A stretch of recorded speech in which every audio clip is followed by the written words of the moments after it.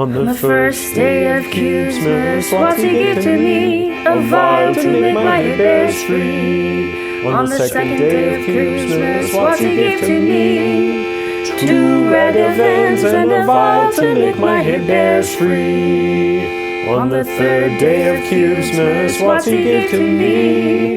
3 French vanillas, 2 ragavans and a vial to make my head bears free. On the fourth day of Cubesmas, what's he give to me? 4 both the birds, 3 French vanillas, 2 ragavans and a vial to make my head bears free. On the fifth day of Cubesmas, what's he give to me? 5 bansol rings, 4 both the birds, 3 French vanillas, 2 ragavans and a vial to make my head bears free. On the sixth day of Cubesmas, what's he give to me? 6 geese a gilding, 5 bansol rings, 4 both the birds, 3 French vanillas, 2 ragavans and a vial to make my head bears free. On the seventh day of Cubesmas, what's he give to me? 7 lions a swinging, 6 geese a gilding, 5 bansol rings, 4 both the birds, 3 French vanillas, 2 ragavans and a vial to make my head bears free. On the 8th day of Christmas, what's he give to me? 8 men a delving, 7 lions swinging, 6 geese a gilding, 5 bansol rings, 4 both the birds, 3 French vanillas, 2 ragavans and a vial to make my head bears free. On the 10th day of Christmas, what's he give to me? 9 blades a dooming, 8 men a delving, 7 lions swinging, 6 geese a gilding, 5 bansol rings, 4 both the birds, 3 French vanillas, 2 ragavans and a vial to make my head bears free. On the 10th day of Cubesmas, what's he give to me? 10 lords a pumping, 9 maids a dooming, 8 men a delving, 7 lions swinging, 6 geese a gilding, 5 bansol rings, 4 both the birds, 3 French vanillas, 2 ragavans and a vial to make my head bears free. On the 11th day of Cubesmas, what's he give to me? 11 flyers falling, 10 lords a pumping, 9 blades a dooming, 8 men a delving, 7 lions swinging, 6 geese a gilding, 5 bansol rings, 4 both the birds, 3 French vanillas, 2 ragavans and a vial to make my head bears free. On the 12th day of Cubesmas, what's he give to me? 1,100 layoffs, 2 weeks before Christmas.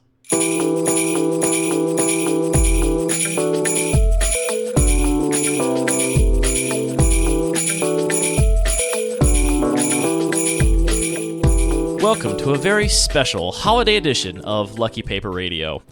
I'm Andy, and I'm in the back of a car, smooching my brand new wife on the way to the airport to leave for our honeymoon, when all of a sudden I see everyone in town converging on the Mangold Brothers Games & More, the small family game store I inherited from my father.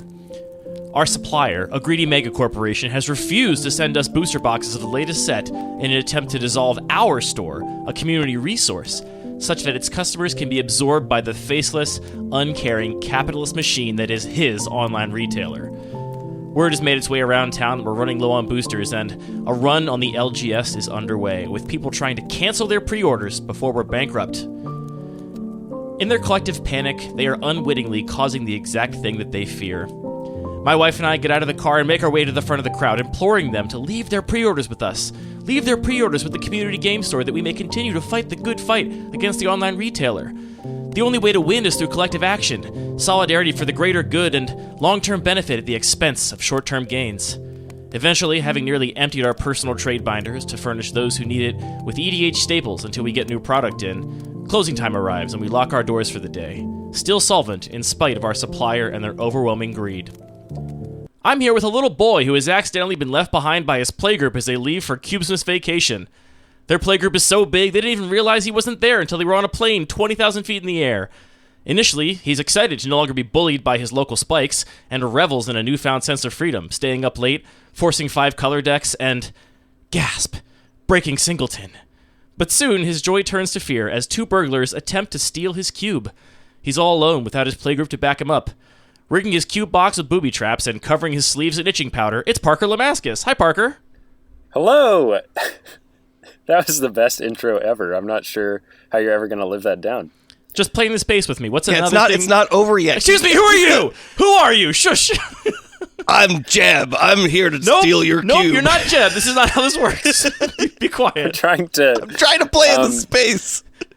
Parker, here's a suggestion. Maybe come up with another, fun trap you could set that's magic related. Okay. I'm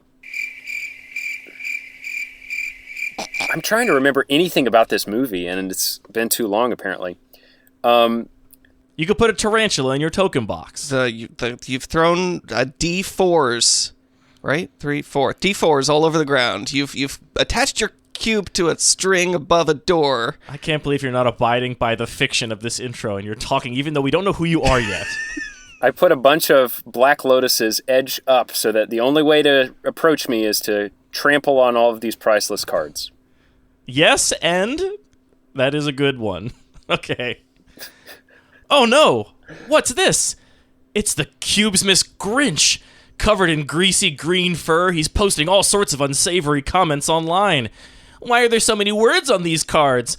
What's the deal with every single set having DFCs these days? Why does everyone even like Lightning Bolt anyway? It's a nearly identical game piece to Open Fire. He's running around the LGS, stealing all of the power creep threats from everyone's cube and riffle shuffling them, unsleeved. Will anyone be able to bring an end to his reign of terror? It's Anthony. You're a mean one, Anthony. But you cook a damn fine meal. Your podcast vibe is unamused. Your cube wishes aren't real, Anthony.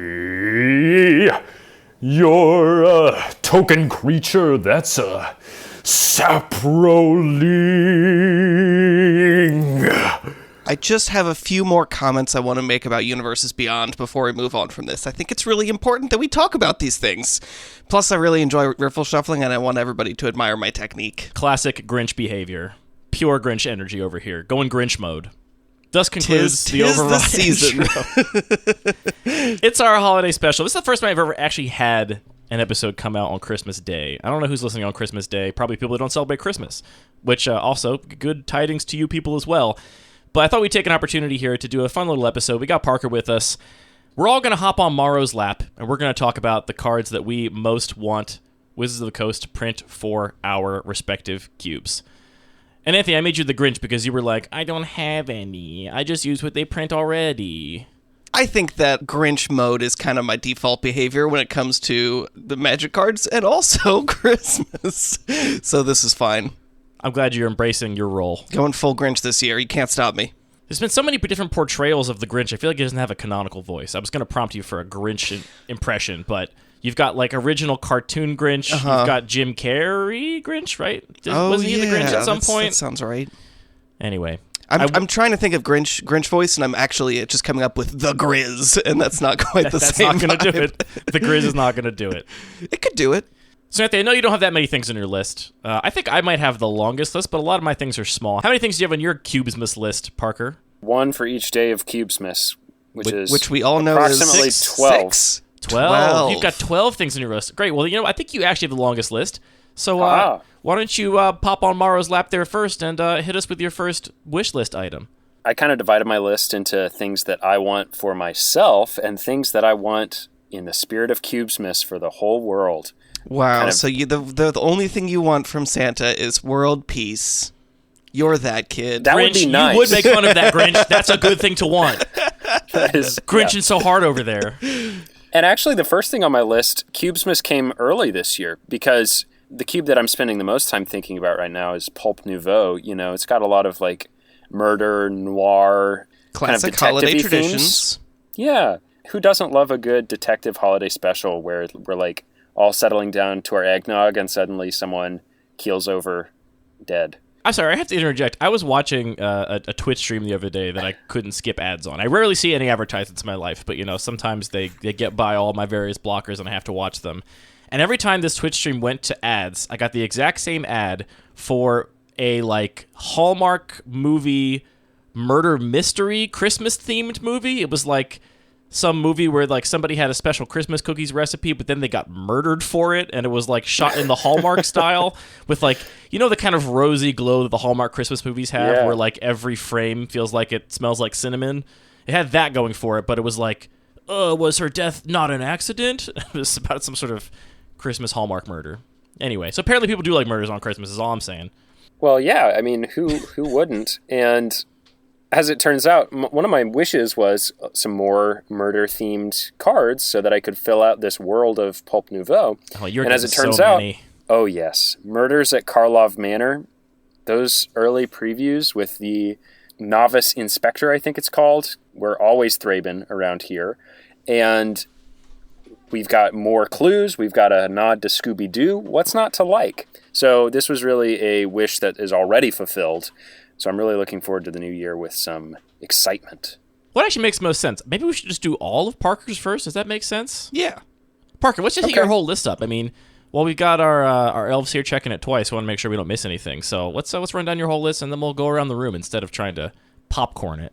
My next item is another thing that if it were printed, it would go straight into my cubes, which is more lesson learn cards. Now, this was, in Strixhaven, and Strixhaven didn't see tons and tons of competitive play, especially not among the lesson learn, and it was really built for limited. But I loved that dynamic, and I'm hoping for Cubesmas that Maro will print more of these cards to kind of fill out what is possible with lesson and learn. For example, there's no Graveyard Hate that is on a lesson, so it's impossible to fetch Graveyard Hate from your sideboard. There could be more creature tokens. There's not a bounce spell that's a learn card, to my knowledge. Maybe there is, but it's there like is really bad. Divide by Zero. Didn't that cause a big stir in some constructed formats for some reason? Oh, yeah. Divide by Zero was really good, but I meant to say lessons, not learn, which is slightly confusing.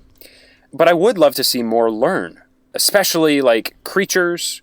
Professor of Symbology is like so perfect for my cube Pulp Nouveau, and I would love to see more cards like that in a whole different array of learning designs. I think you could do learn in a murder sense, like we're learning some clues, we're learning hard lessons. That sounds to me straight out of a noir cinema where it's like, I learned a lesson never to trust a woman. That was the hardest lesson I've ever learned. So glad I have that audio clip to use whenever I want for anything ever. Yeah. And that's part of the reason you included lesson learn in Pulp Nouveau in the first place, right?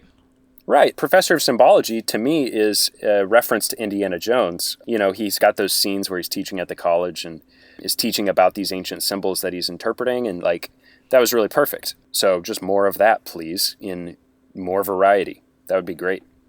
I think lesson learn is a great mechanic to return to in the future. It's got that, I don't know, it's insular enough that pieces you print will have a big impact, right? Because as soon as you print a new lesson that's good, all the learn cards are completely radically recontextualized.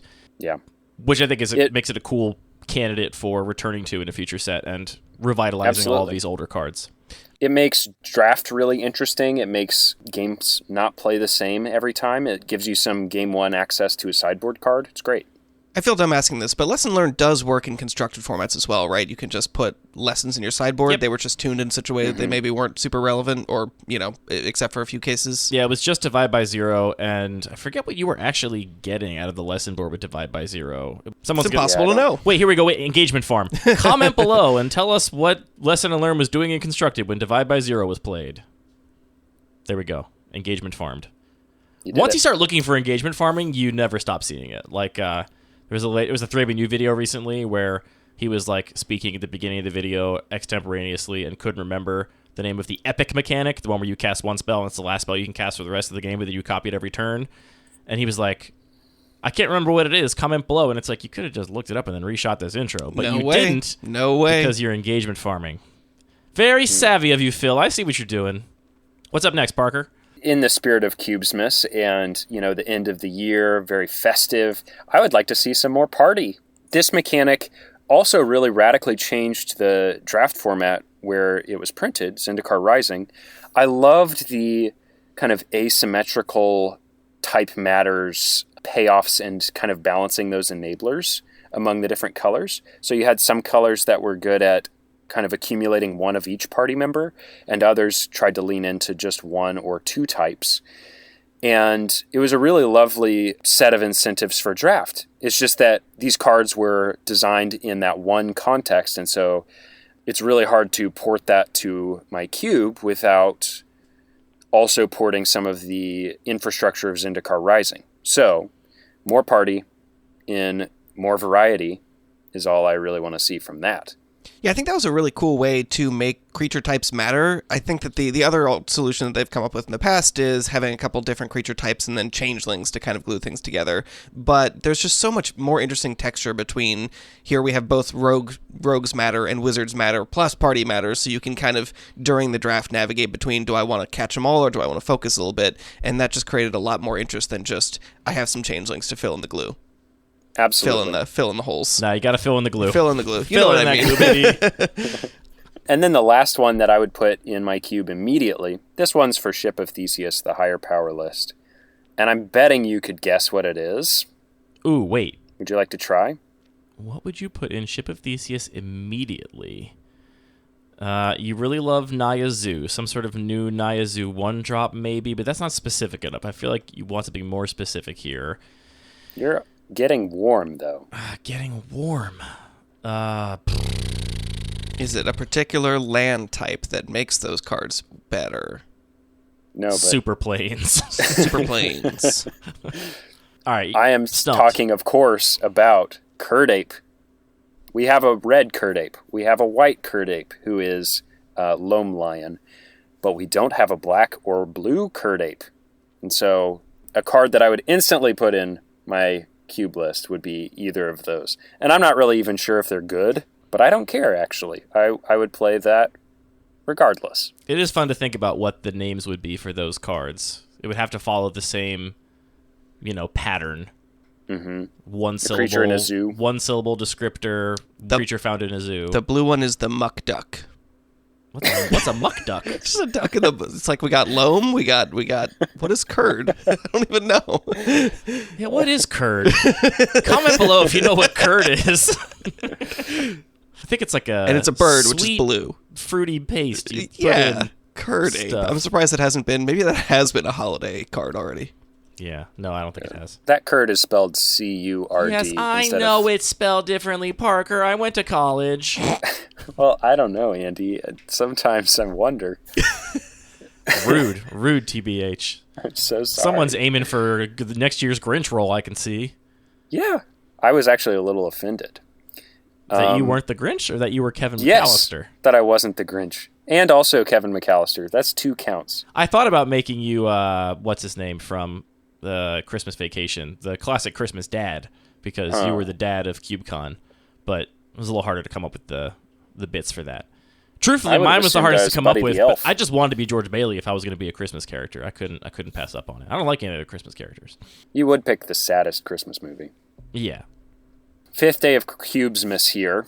On the Now we're in the category I of gotta make just... intro for that now. Oh. What? I just got to make an intro now. That's the On 12 the days of 5th day of Cubesmas. Cubesmas, true love gave to me I'm looking forward to the episode. 5 shard blades.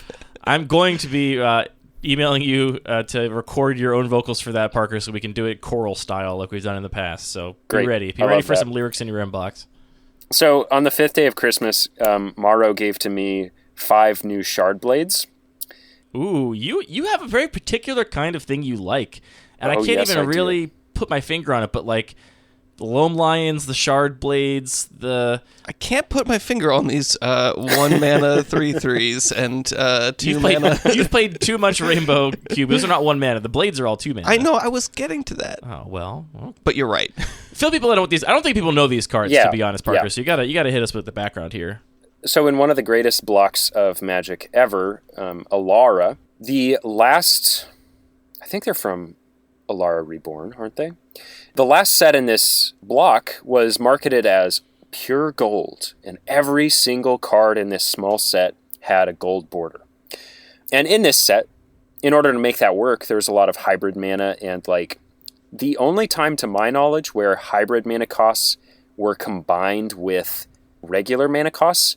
That was the first time and the only time until I think Strixhaven. Did Strixhaven have it? Phyrexian LB1 definitely had it. Strixhaven did. But the Shard Blades are each a cycle of 2 mana creatures. They're all 2/1s to start out with, and they all cost a hybrid mana and a regular pip. And the regular pip is like the core color of their shard, because it's the Shards of Alara, You get it. But if you control another multicolored permanent, each member of the Shard Blade gets +1/+1 and an ability. The Naya one gets Shroud, so it's a 2 mana 3/2 Shroud if you have another multicolor permanent. The Jund one gets +1/+1 haste. The Grixis one gets death touch, etc. And I think we clearly need these for the clans of Tarkir. So, for example... Interesting. The Abzan Shard Blade, I guess Wedge Blade, but that sounds stupid. The Abzan one could get lifelink, because lifelink is common to white, green, and black. Jeskai gets prowess. Exactly. How did you anticipate that? Sultai gets vigilance.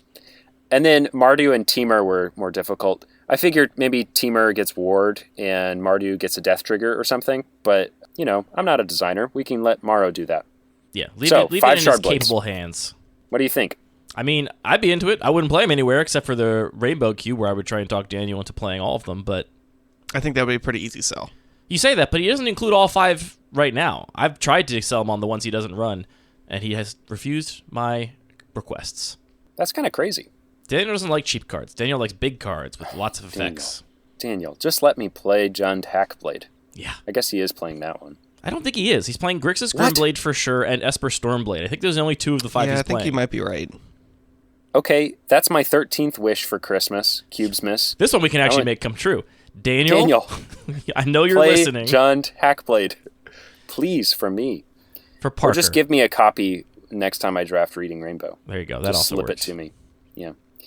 Okay, so that is one tool that I think would improve Cube as a discipline, as a human endeavor, if we had 10 Shard Blades instead of 5. My next one is that I believe that WotC missed an opportunity for the completed mechanic from earlier this year. Now, this is a mechanic that goes on Planeswalkers, and you can cast the Planeswalker for Phyrexian mana instead of normal cost. But if you do, it enters play with fewer loyalty. And so this happened on cards like Jace the Perfected Mind or whatever. And I believe that we missed an opportunity during March of Machine to have completed on creatures. In other words, so imagine a 3-mana 4/4 or something. I'm spinning a 3-mana 4/4 in my mind. And you can cast it for 2 mana instead, because it's got completed and it's got a Phyrexian mana in its cost. But if you do, it's got a -1/-1 counter on it, or a couple of -1/-1s. I don't know how you'd balance the numbers there, but I think there's this really cool kind of rhyming between completed creatures that are now, sick with the Phyrexian oil and the completed Planeswalkers. I think that would be a really cool modal mechanic where you can alter the stats and costs of creatures, kind of like Kicker in reverse. I was going to say, far be it from me to crush a little child's Cubesmas dreams, but do you really want just different Kicker again? I also have I absolutely do. Okay. I absolutely do. Okay, it's got different flavor. Assonance You're a pay Cubesmas life. witch? You pay life, Andy. I'm winking at you, but you can't see. Why are you winking at me? What Because does you that love mean? paying life. I do, it's true. Yeah. It's true. I'm getting you on board secretly. I'm secretly on board. I'm gonna send you a text message that says I agree with you. Then on air I'm gonna say I disagree, Parker. That's a Thank dumb you. idea. I'll accept. So that's, my, are we on 6 now? That's my 6th wish for Cubesmas. Okay, 7th day of Cubesmas. I would like new Putrid Leeches for every black adjacent color pair.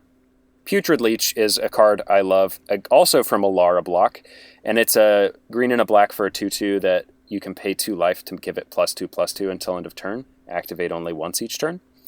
So in other words, it's a 2-mana 4/4, which I adore. It's really hard to block. It has that threat of activation, will they, won't they kind of game of chicken there, so you can call the bluff. But it's got really good gameplay. It's still relevant in 2023, even for high-power cubes. And I think each black adjacent color pair could have a version of a putrid leech. Do you imagine something changing between the different color pairs, or is this a Curdape situation where you just want like an almost identical card in different colors?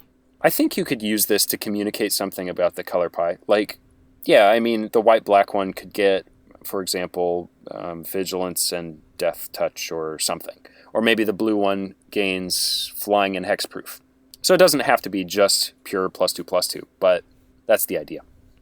All right. Completed cycles are on Parker's Cubesmas wish list. I think they're very satisfying when it comes together like that. And especially completed cycles for cards that I love.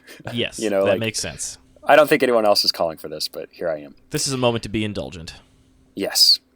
My next wish for Cubesmas is I would love kind of like a revisit of 2023, except we look at all the legends and we say, what lines of text can we remove from this to make it simpler, slightly less powerful, and deserving of a downshift in rarity?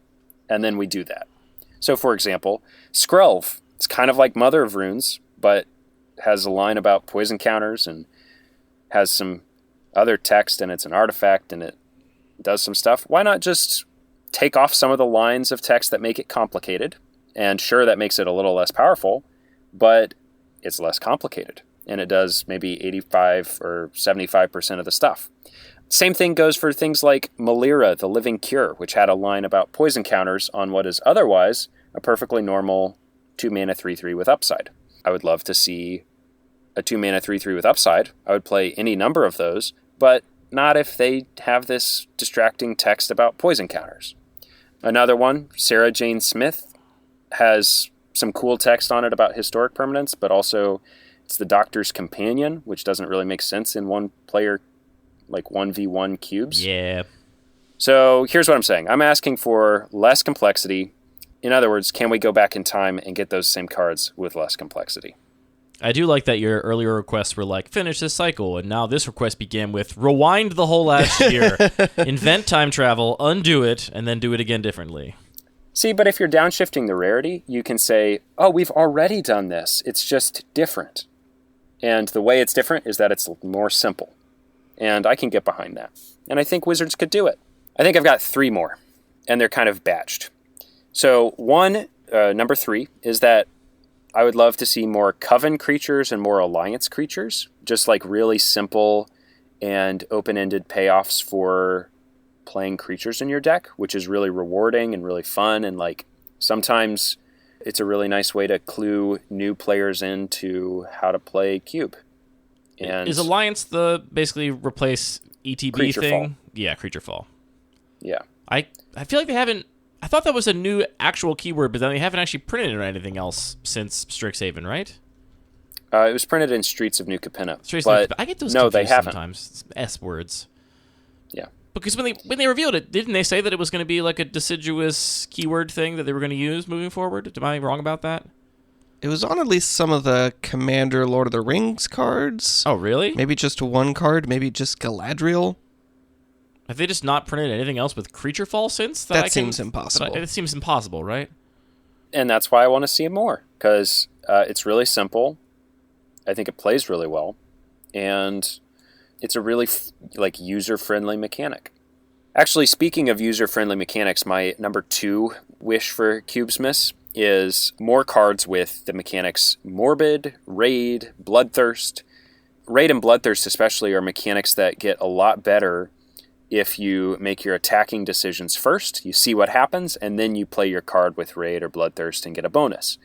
I love mechanics like these that reward players for playing well, and that's really the only kind of hurdle. And then some creative deck building can maybe take it to the next level, but mostly all you need to do is sequence better than you were during the previous set, or think about your sequencing. And if you do so, you get a bonus. You get a little, Cubesmas treat. So you mean you like card. them because they, in the rules, effectively encourage otherwise good habits, like absolutely newer I players. think they play wonderfully.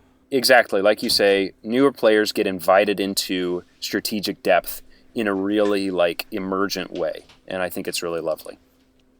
I also like all those mechanics for rewarding you just for getting into combat at all, which makes sometimes making attacks that would otherwise just be bad attacks actually meaningful. So there's a little bit more of a texture to decisions. If your opponent makes attacks their 1/1 into your 3/3, do they have a combat trick, or are they just willing to throw away their 1/1 to get some trigger second main phase?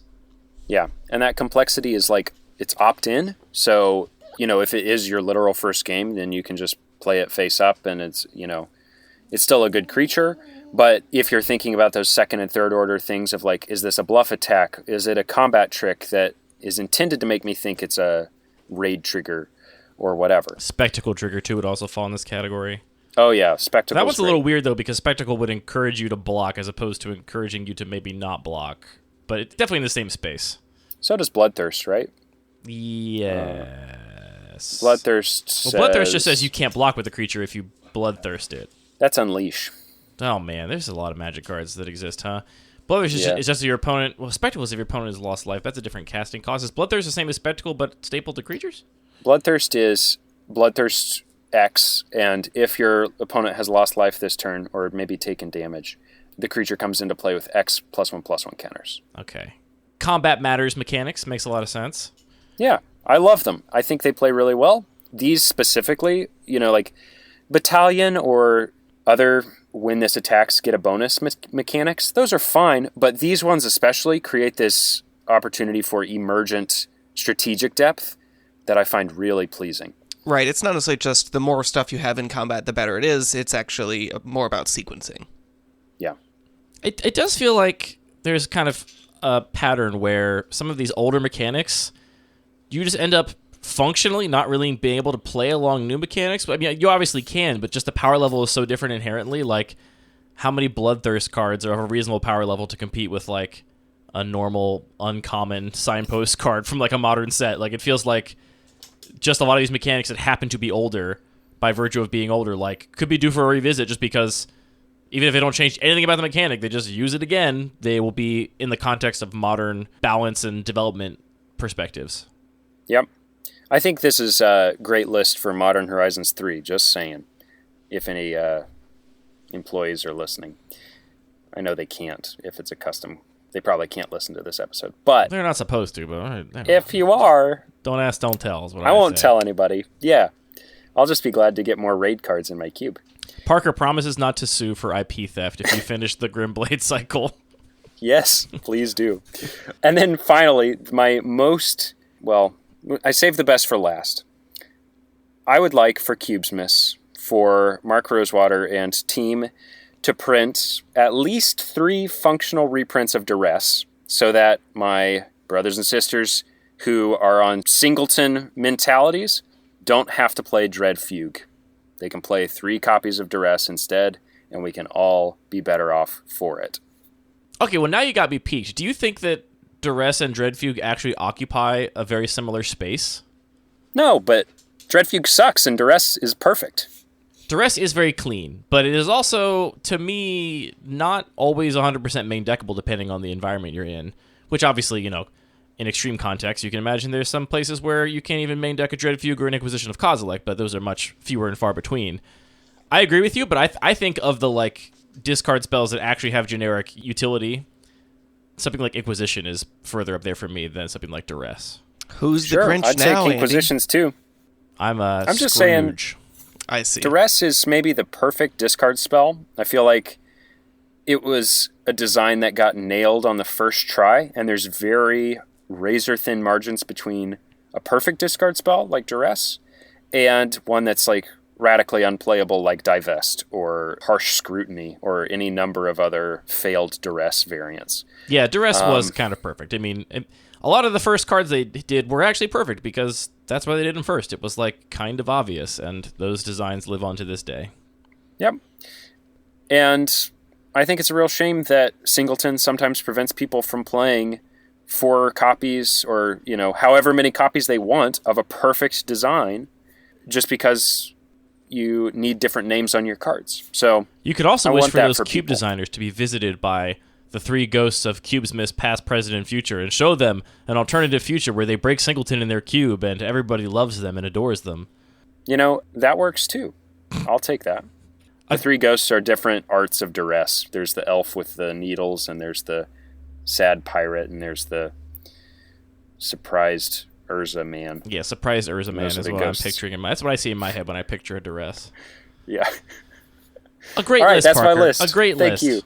Thank you, Mark Rosewater. All right, thank you for keeping that lap warm. I'm going to hop up on there now and hit him with my list. I have fewer things, and it's funny, mine are in a different category than yours generally, Parker. Most of my things are cards that I feel like would help support a deck that I'm otherwise like very happy with in my cube, but I feel like has a hard way to get into it. Or in some cases, like some build-arounds that I think would love one or two more support pieces. I'm going to start with a very broad category, which is that I would love some green ETB fight creatures that are competitively costed in terms of mana. We get these pretty often at like 5 and 6 mana, your Ravager Worms, your, Thorn Mammoths, and like these really high on the mana value spectrum things, the Apex Altasaur, and all these other sort of ETB fight creatures. But we rarely get them at 3 mana or 4 mana. I'm thinking of like Wicked Wolf was one that had that extra line about food, which was kind of annoying, but otherwise would be playable. Now we have Mawloc, which I think has gone a long way to point out the fact that it's actually totally fine to have like a 2 mana 2/2 ETB fight. Like that would be totally reasonable.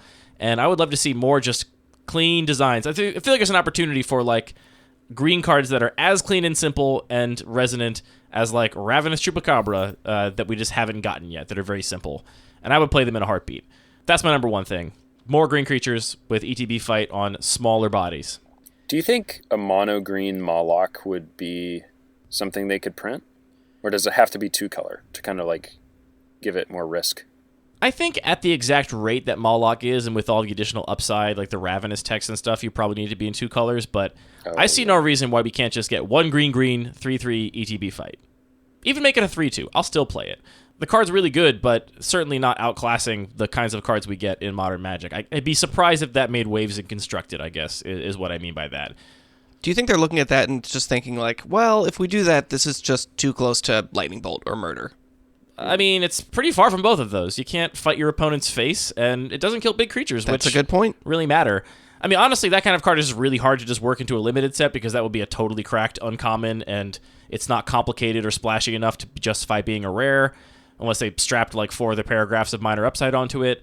So that is maybe a limitation, is that would have a really warping impact on the limited environment if you had uncommon 3/3 ETB fights running around for 3 mana. But in a broader context of all of Magic, I think it's just waiting. It's just waiting. It's there for the taking. We're gonna get it someday, and I'm hoping we get it someday soon.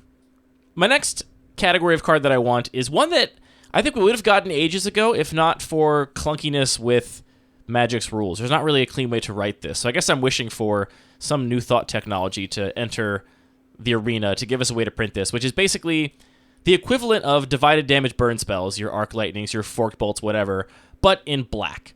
We see toughness matters removal in both, right? Like what disfigure is to shock, I want the equivalent like black art lightning or black forked bolt or black arc trail. It's just hard to write that in a way that makes clean sense. Yeah, like damage is a noun that you can divide. -X, not so much. But they could come up with a keyword of drain life or... the cleanest way they could do it would just be to have like a card that says target creature gets -1/-1, Sure. target creature gets -1/-1, Print that target 6 creature gets times. -1/-1. Then you have the problem of like newer players not realizing that they can choose the same target multiple times. Like it's just kind of clunky the way they could do it, but I think that the fact that the rules just happen to work better for dividing damage rather than dividing decreased power and toughness means that we have this strange divide in what black small ball removal spells can do and what red small ball removal spells can do. And I would love to have a couple potential 2-for-1 cheap black removal spells for tiny little creatures. That would be sick.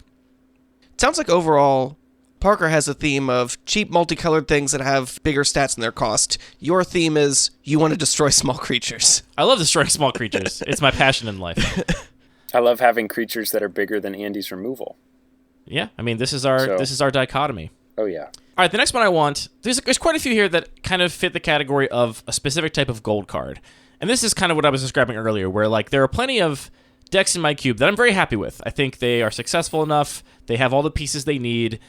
Except it's kind of hard to get into drafting them. Like, there isn't really a clear signpost to pull you in or a clear power outlier that is best in that specific deck and not some other version of a deck that means that that particular color combination kind of goes under drafted. The obvious example of this is, I think, all of the blue-red tempo cards, your like Sprite Dragons and Dreadhorde Arcanists and whatnot. I know it's not strictly blue-red, but it plays best in a blue-red deck. Those cards are so much better than the like blue-black and blue-white tempo cards that, even though I think you can totally draft a blue-black or blue-white tempo deck in my cube, you just don't have the one card that's like, oh, I'm doing this now, as opposed to getting a Sprite Dragon or something and being like, I'm going to do this instead, which I think is a problem. But the one I really want, forget the tempo stuff, what I really want is a clean blue-black control signpost card. I think blue-white gets a ton of these, and blue-black, there isn't, I mean, I've literally looked at every single gold card in blue-black in the past couple weeks to try and find another one of these for my cube, and there just aren't really any good options that are better in a control deck than they are in any other kind of deck. And specifically, I want them better in a control deck than they are in like a multicolor, soupy mid-range deck. That's the biggest like problem, is a lot of cards that are good in a control are also good in the other situation, so they don't actually push a control deck. And then also, importantly, powerful enough for like the Bun Magic Cube that it's actually a power outlier and a card that pulls you into the deck. And I'll offer a specific solution to this problem, which is that I love Uro and Kroxa. I love Uro so much I even tolerate the life gain, which is a thing I almost never tolerate, but I think that the Titans are such a cool way to get big, beefy cards into your deck. They reward building around them in specific ways. They reward having a deck that can fuel the graveyard, but they also aren't like totally committal, synergistic pieces that don't function on their own. I love that they allow for interesting sequencing where you're never like tapping out and paying 6 mana for your big threat. You're always doing it in incremental little pieces to get it into play. Give me the blue-black Titan. That's what I want.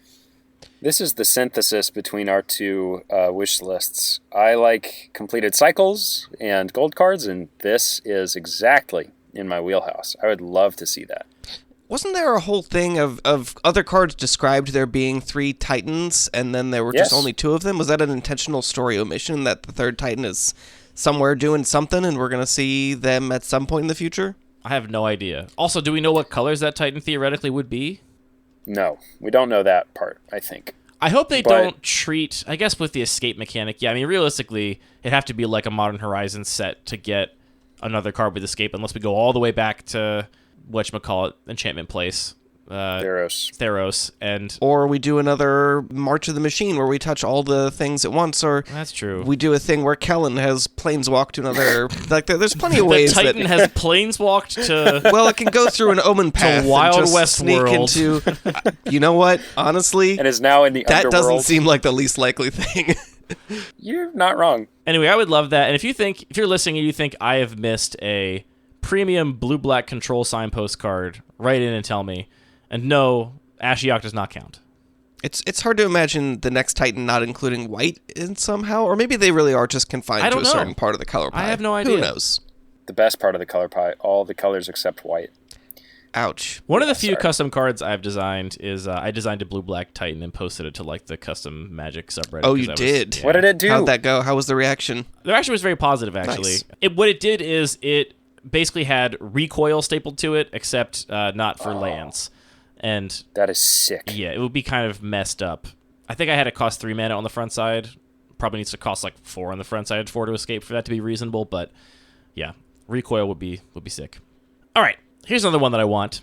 I would love another colorless living weapon style equipment that is of a like Batterskull or Cauldra power level, but is not of those play patterns. Specifically, like a cheaper one that isn't like you're using Stoneforge Mystic to cheat a giant thing into play, but is a like cool reward for building around a really powerful card.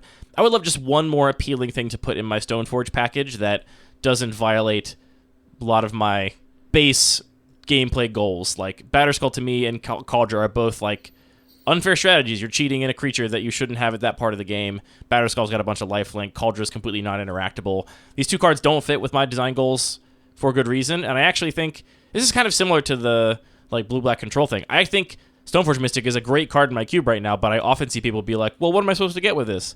And I'm like, well, you have Lion Sash, you have Embercleave, Jite, right? You have Jite, Skull Clamp, Grafted War Gear. Skull Clamp. You've got all kinds of options, but people are looking for those specific living weapon style things. I think the living weapon style artifacts and also the reconfigure equipments, those are just really great designs for a million reasons, and I would love another decent colorless one that really rewards a Stoneforge package. Something maybe a little narrower that you'd want to have in like a toolbox, but you wouldn't get every single time, but, can be great in the right context.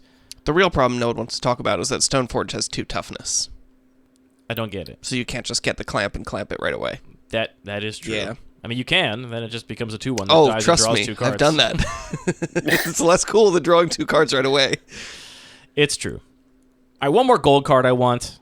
I feel like for my cube design goals, one of the most underserved color combinations, and maybe, Parker, you will have some ideas for me here, is green-white.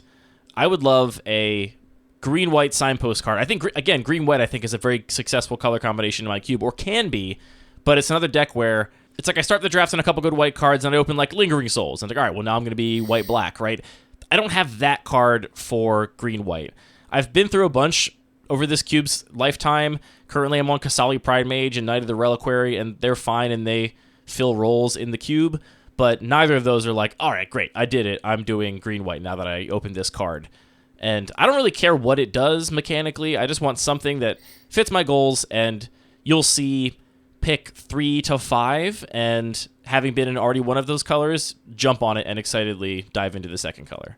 I would even take another Titan. Just, give me something like that. How many Titans would be too many Titans for you? That's a really good question. I think we're close. 4 might be too many. 4? Okay. 3, I don't think would be too many, but 4 would probably be too many. Just got to make the cube bigger. Well, it's just, it has this weird warping effect, right? Where once I have like 4 Titans as my best threats, and I mean, Uro and Crocs are among the best threats in my cube, then all of a sudden, like, Scrabbling Claws is just a mega high pick because it just answers all of the best things in the cube for no cost. So You say that's a problem. You've also said it's a problem that people don't respect Scrabbling Claws enough. it's all a balancing act. I do not want an environment where Scrabbling Claws answers all of the best threats. I want it where it answers some, contextually. So I'm not sure how many Titans is too many. Probably 4 is the answer, so I'll settle for a third one. Those are the generic things I'm interested in, broadly speaking. I do have 2 very specific things.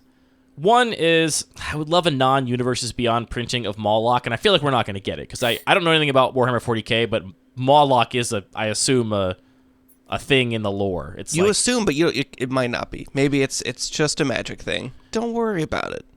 If you get a functional reprint, almost exactly the same, let's say it doesn't have Ravenous, would you play both? No, definitely not. The question is, if it didn't have Ravenous, would I play the non-Ravenous version over the UB Ravenous card? And I've had the Ravenous thing come up a surprising amount in my cube. It's been actually a pretty important part of that card, so that would be a hard decision to make. But I would definitely not play both, no. And I'm also not going to play the other Thraben Inspector, but that's a argument for us to have later. Oh, yeah. I respect that. I'm only playing more than one Thraben Inspector because it's an Inspector in my murder cube. Yeah. So Pulp Nouveau, I say, play all the Inspectors you can get your grubby little hands on. yeah. And the last thing I want, which I think is the easiest thing for Wizards to give us, finish the bicycle lands. Finish those 2-color cycling typed dual lands. Cowards. These were perfect. No notes on these. They were ideal, and Triomes have usurped their space in the limelight, and everyone just wants Triomes now because the vast majority of Magic players are just players, and so they, of course, want the better cards for their EDH decks or their constructed decks or whatever, so everyone loves Triomes. But the bicycle lands, from a design perspective, are, in my opinion, just miles ahead. So much better and cleaner.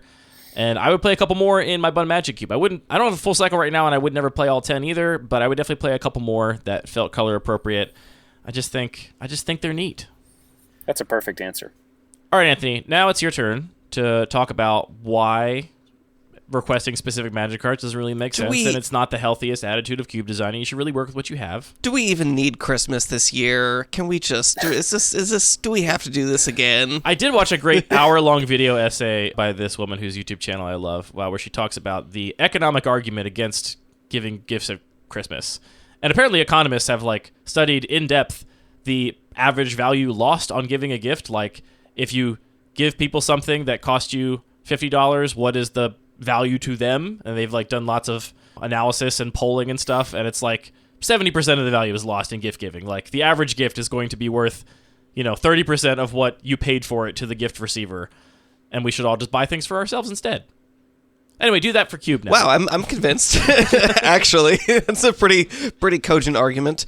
But you're right. I mean, let me phrase it this way. I just don't have as much fun playing in that space of thinking about what could be and what Wizards needs to make for me. And if I'm being really Grinchy about it, there's something like that's what I want you to pretty do. entitled about it, just to be like, I need this thing for my cube. It's like, if you really need that, you can just go make it. Like, no one's stopping you. It's a casual format. Outside of very few cases, we have that flexibility.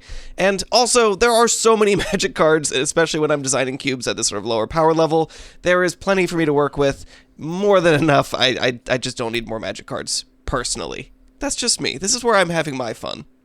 You know, I was going to stick up for you because Andy's been Oh, no. ragging on you a little bit and like preemptively making fun of you for being a Grinch, but actually, wow, what a Grinch. No, I mean, in truth, I mostly share your perspective, right? Like, we're having fun on this holiday episode, and there are definitely things that I'm like, why don't you just finish the bicycle lanes? They're right there. It's so easy to just finish them. They're not even using a plain specific mechanic or naming mechanism. Just finish the cycle. I definitely feel that way sometimes, but for the most part, I totally agree with you and feel like there is enough creative raw material for us to work with for cube design that spending a bunch of energy imagining the cards that they could or would print for your cube, it's like, maybe just change your cube a little bit, right? Like, and arguably, you could look at my request and be like, okay, maybe just make the rest of your decks a little bit worse and take some of the good pieces away from the blue-red tempo decks. People do draft blue-white and blue-black tempo, and those are reasonable responses to my request, but... I mean, it's also just from a sort of my emotional investment in the hobby, it's not a fun dynamic for me to participate in, to think, oh, I need this thing from Wizards. Like, they are this company that is holding back my creative pursuits. And maybe that is, to some degree, what is happening, potentially, if I really want some of these bicycle lands for my cube, which I do, and want to have it at CubeCon. I can't do that. So yes, I am literally being held back, but it's just not where I want to focus my energy. But to go along with the spirit of this episode a little bit, He's a willing Grinch. He's a yes and Grinch, people. I'll build off of what His what heart you is were growing saying. 3 sizes this day. It's growing right now before our eyes. Both the bicycle lands and the Horizon lands, the ones that you sacrifice to draw a card, those are great lands. I would love to have more of them. Like you, I wouldn't play probably the full cycle of both of them. I would probably be filling in a couple in different color pairs. Because really, I love just having asymmetrical sets of lands, so I'd love to have more raw material to work with there to make those lands that in each particular color pair a little bit more unique to that color pair. And that is just sort of awkward right now, where some of those cycles are just enemy or just ally in a way that's very arbitrary. It's not really speaking to, oh, this color pair is a little bit slower, or has a cycling theme or a discard theme, so it really wants the bicycle lands. It's just, you know, we chose a pentagon or a star for no real reason. Yeah. No reason. No reason. I mean, sure, there was some reason way back in the day when allied colors meant something. I'll build off this a little bit more and say, like I was talking about last week, there is just a lot of sort of weird no man's land of power level of lands, where there are a lot of these lands that have other abilities. I'm thinking of things like the campuses, a lot of the creature lands. I mean, really, something like the campus is a great example because it's just so slow. It costs like 4 mana to scry, which I play some of those in my cubes, and they're just, it doesn't come up that often. So I'd love to see some of that gap filled in with more lands that are not super, super powerful, not necessarily going to be staples in every constructed format, but are just more options to give more asymmetry, more flavor, and different strategy to the different kinds of lands you can play in cube environments. Good answers. Good answers all around. That's my one card request, dear Mark Rosewater. Can I have that? Nobody wants to do a Mark Rosewater voice? Okay. I was thinking about it. I was thinking about exactly what he would say. Well, you see, we can't really do that because back in Tempest design, well, let me first define Tempest, and let's see. Well, actually, I'm at work, so we'll have to wait until I'm pulling next out time. of the North Pole. You know what that means. There's another A little bit of intro. traffic here. You just speak these things into existence, and I have to make them. All right, so we're talking about Cube, though. Something that is really practical that would be nice to have is more cards that just have the correct Oracle text. This actually came up in a draft of my Cube recently, where somebody's like, oh, this card is this a Phyrexian now? And we weren't quite sure. We looked it up. And my initial thought was, it probably is, but it doesn't actually matter. And then we immediately realized, oh, it actually does matter for a bunch of things that are in the particular decks that are being played. In This small is in a ways. regular cube? Yeah, I mean, there's a metallic mimic, and I forget the other things off the top of my head. I guess metallic mimic could matter. Turbo yeah. Cube, there's a Phyrexian sensor, and so it's just both in terms of creature types and a lot of small rules changes, cards that just don't do what they say they did. Burn spells is something we've harped on in the past, where a lot of them are not just like worded in different ways, but legitimately confusing because They don't say doesn't Planeswalker. say yeah. Planeswalker exactly, or it does say Planeswalker, or it says, weird stuff. So more opportunities where they can just print cards that I care about, which is a weird set of cards with updated text, would be cool and a boon to Cube designers. Like I said, Secret Lair, cards that do what they say they do. We're all ready for it. We're waiting for it. Okay, the last thing I would say, and this again goes back to something we've talked about a lot, is we've kind of been not excited about the idea that Wizards would make a Cube product. Because I think Cube, really, the spirit of it is remixing. It's taking what has been made for other purposes and making your own set. And so as soon as they say, oh, Cube is popular enough, we want to capitalize on this part of the market, this part of the fan base, let's make a Cube-focused product, well, they're kind of just printing a thing that is fixed. And so the remixing has been taken out of it, so it's not really Cube anymore. It's kind of the idea of it being codified is antithetical to its own definition, right? Yeah, I think that in a lot of ways, I don't like to lean too much on this analogy because doesn't hold up completely, but I do think there's a lot of like kind of punk DIY aesthetic in the Cube community, and if you care about that aesthetic, you should not want the man to take your thing and exploit it for profit. Yeah, and I feel really okay taking a little bit of that stance as, they just handed out a great Christmas present to 1,200 of their employees.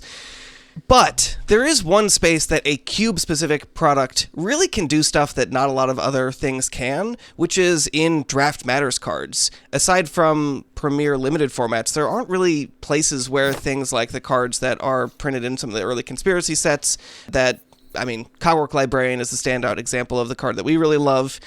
We're just not going to see that in a lot of other places, so outside of them doing more weird one-off products, a Cube product is a place where they could explore more Draft Matters mechanics. So if we were going to see anything, if you have to give us Christmas, this is what I'd love to see in the box. If Christmas is coming, whether we want it or not. Cubesmas. So that's it. Keep the Christ out of Cubesmas. Keep the Christ out of Cubesmas. Oh, Parker, you nailed it. Oh, thank you. Perfection. True perfection. That's the end of this episode. We do have our 2023 Cube in Review article out by the time you're listening to this. At least I hope so. We're recording this a couple weeks in advance, but I told everyone they're supposed to get their answers into me by a certain date, which will allow me to have it edited and released by now. So if you haven't checked that out, go read that for voices from around the community talking about what Cube was about for them this year.